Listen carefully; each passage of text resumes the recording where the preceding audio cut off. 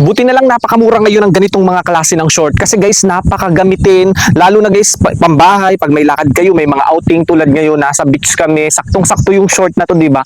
Ang gandang ikilos, ang gaan, tapos yung size nito guys kasya siya hanggang size 32 to 36. Ayan, garterized yan, may tali dito, malalim ang bulsa sa tigkabilang side.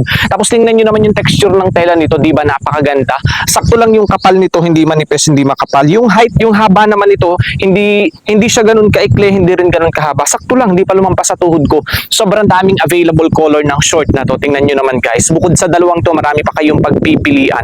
Napakaganda, hindi siya mabanasuot. Tapos ang gaan ikilos, ang presko, di ba? Quality sulit kayo dito. Sobrang mura nyo lang mabibili yan. Napakagandang suot nito kahit saan kayo pumunta. May galaan kayo, mamumundok, magbi-beach, pambahay, may lakad, papuntang parke, papunta sa bayan. Pwedeng ganitong suot, napaka-hassle free. Wala kang iisipin na kahit na anuman, di ba? Ang gaan ikilos, ang gaan igalaw.